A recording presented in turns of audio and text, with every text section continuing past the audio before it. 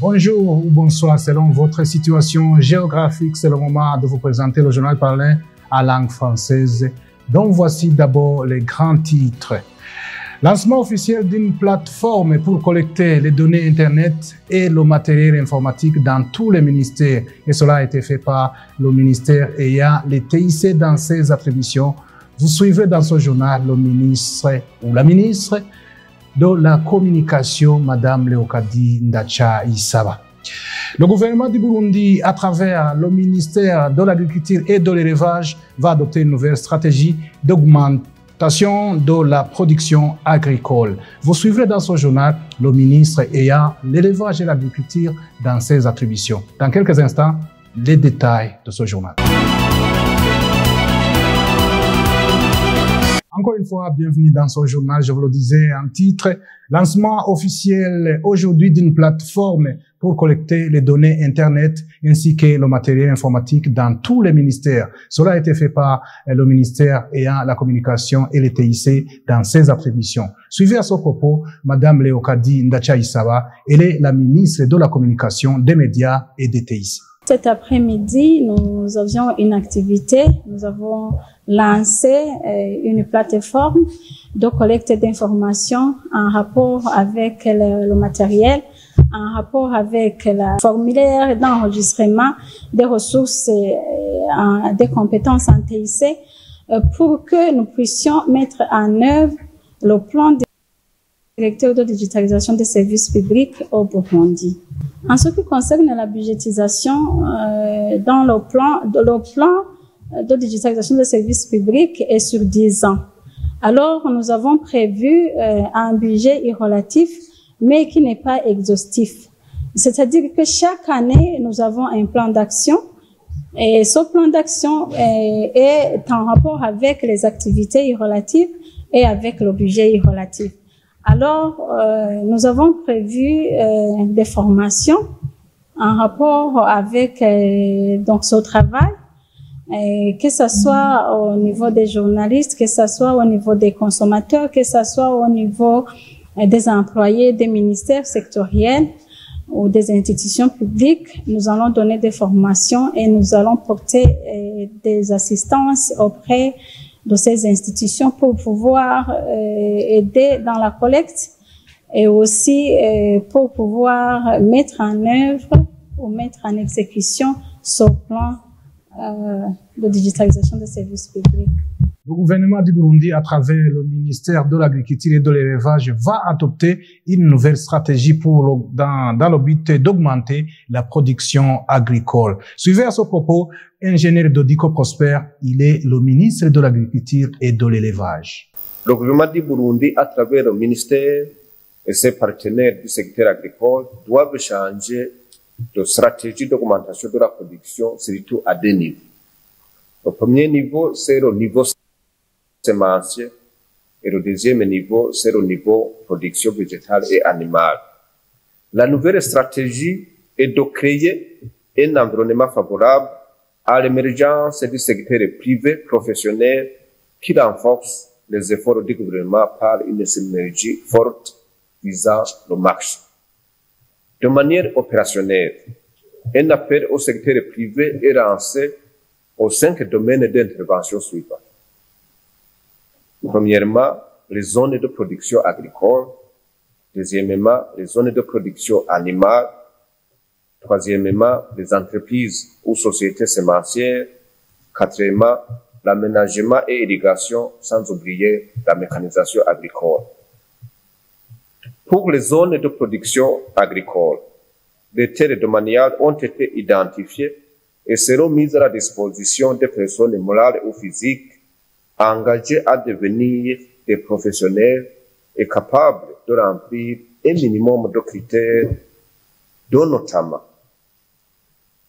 fournir des preuves de capacité financière pour aménager le terrain, l'irriguer et jeter les bases d'une mécanisation agricole. Deuxièmement, être capable d'intensifier la production en utilisant un paquet technologique performant. Et troisièmement, avoir les preuves d'initiatives antérieures d'investissement professionnel dans le secteur constituerait et NATO. Les personnes physiques ou morales intéressées par l'agriculture moderne, résidant ou non au Burundi, sont attirées à se faire enregistrer au ministère ou en téléphonant au numéro suivant 69 60 54 29 69 11 25 79 ou en envoyant un email. La faculté des sciences à l'Université du Burundi a montré des grands projets déjà réalisés. C'était lors de la journée mondiale célébrée le 10 novembre de chaque année. Reportage signé Benoît Sindaïgouagne. La récupération des nutriments à partir des eaux usées, la restauration de l'environnement, l'énergie renouvelable sont parmi les grands projets réalisés par la faculté des sciences à l'Université du Burundi. Prudence Bararunyeretse, qui est le doyen de la faculté des sciences, l'a dit jeudi le 10 novembre à Bujumbura. Des grands projets qu'on a réalisés, et même présentement, nous pouvons par exemple parler des projets sur la récupération des nutriments à partir des eaux usées, qui est un projet pour la gestion environnementale, mais aussi la valorisation des déchets.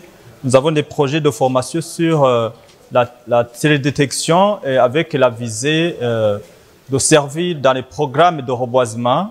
Nous avons des projets en lien avec la restauration de l'environnement pour les espaces dégradés.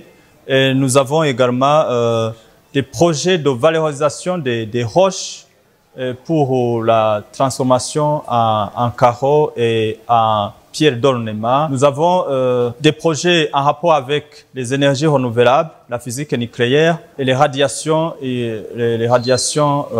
qui peuvent faire des effets nocifs à la santé. Et c'est simplement pour résumer quelques projets qu'on est en train de réaliser qui ont un grand intérêt national.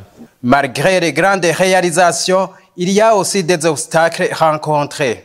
Et les principales difficultés auxquelles la faculté des sciences est confrontée sont des difficultés d'ordre infrastructurel. Donc, nous avons besoin des infrastructures suffisantes en termes de laboratoire, en termes de salles de cours. Nous avons également des difficultés d'ordre technique et en ressources humaines parce que nous avons un nombre insuffisant de ressources humaines qui puissent être à mesure de répondre aux exigences en matière d'enseignement, de recherche et d'encadrement des étudiants pour tout ce que nous pensons faire. Et il y a également des moyens financiers, des problèmes d'ordre financier pour financer tous nos travaux de recherche parce que le budget qui est alloué à la recherche reste toujours faible. Et pour ce qui est des enseignants, comme il y en a beaucoup qui vont en retraite, nous avons un problème de relève académique. Nous vous rappelons que cette manifestation scientifique sur les réalisations a eu lieu à l'occasion de la Journée mondiale de la science célébrée le 10 novembre de chaque année. Les équipes nationales masculines et féminines sont en train de se préparer pour la qualification pour la Coupe du Monde et la Coupe d'Afrique des Nations. Gilles Vernet-Nakimana pour les détails. Les préparatifs de l'équipe nationale de football Inamba Murugamba continuent depuis ce mardi au stade Centre technique national d'Ongagara pour les 2 matchs de qualification de l'équipe nationale à la Coupe du Monde 2026 contre le Gabon et la Gambie. 7 joueurs sont déjà au Burundi, y compris Donatien Irakoze, venu des États-Unis d'Amérique. Derrière l'entraînement, ils sont avec les anciens joueurs de l'équipe nationale qui n'ont pas d'équipe pour le moment. Les joueurs qui restent rejoindront les autres en Tanzanie où ils continueront les entraînements. Sur la liste des joueurs convoqués par le sélectionneur Etienne Ndayiragije, Jospin Shimirimana sera absent dans ces 2 matchs suite au manque de visa. Il a été remplacé par Mohamed Amis, qui n'était pas sur la liste d'avant. Continuons dans l'équipe nationale féminine senior, qui se prépare aussi pour les matchs de qualification pour la Coupe d'Afrique des Nations, qui se déroulera au Maroc. Après avoir éliminé l'Éthiopie, les Inamba Murugamba affronteront l'Algérie le 30 novembre 2023. Le coach principal Olivier Nyungeko Di Mutombora et son vice Belize Inina Hazwe sont partis avec les moins de 20 qui se prépare pour affronter l'équipe nationale de la République démocratique du Congo ce samedi 11 novembre. Le match des Inamba Murugamba masqué se jouera le 16 et le 20 novembre 2023 et le premier match opposera le Burundi contre la Gambie.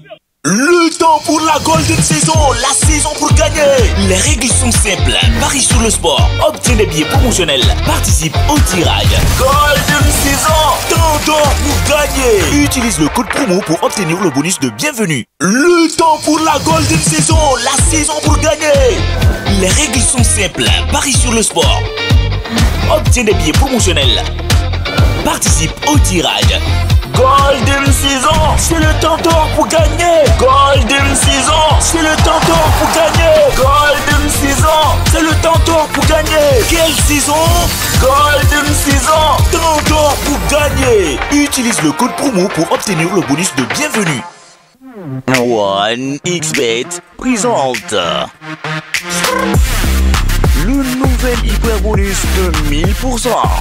Participez, placez vos accumulateurs avec 1xBet et augmentez vos gains jusqu'à 1000%. Hyper bonus, mieux que le bonus.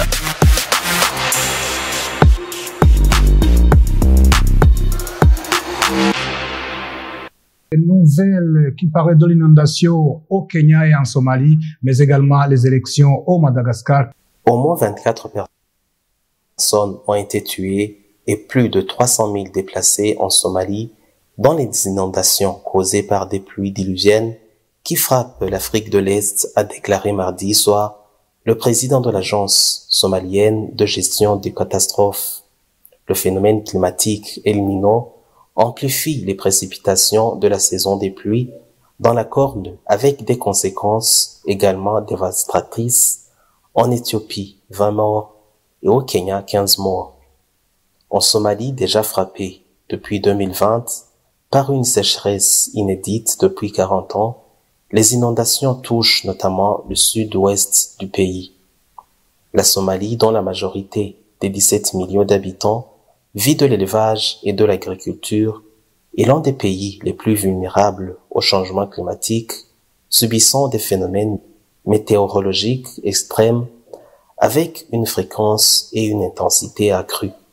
D'octobre à novembre 2006, des inondations provoquées par des pluies inhabituelles pour la saison avaient causé la mort de plus de 140 personnes en Somalie, victimes des eaux, des crocodiles ou d'une épidémie de malaria. Au Madagascar, à une semaine de la présidentielle, plusieurs personnalités, dont la présidente de l'Assemblée nationale et les chefs des églises, ont demandé la suspension des élections au lendemain de manifestations violentes réprimées à coups de gaz lacrymogène qui ont fait 16 blessés. Ils évoquent un risque de crise irréversible, meurtrière et fratricide pour cette plateforme. L'application stricte des dispositions constitutionnelles et un code électoral est une étape cruciale pour établir l'équité et la transparence dans le processus électoral. Il a également souligné la nécessité d'un audit du fichier électoral afin que l'organisation des élections soit remise aux normes et standards internationaux. Face aux violences et répressions faites par la médiation a appelé ces dernières à exercer leur mission dans la dignité et le respect des droits fondamentaux. Que nous mettons un point final à ce journal. Merci à vous tous qui l'avez suivi. Merci à toute l'équipe de la rédaction. Merci à toute l'équipe technique qui m'a aidé pour que le journal vous parvienne partout où vous êtes. Raymond Prosper Nyong'o qui vous l'a présenté. Je vous souhaite de passer des bons moments en compagnie d'Obi TV. Au revoir.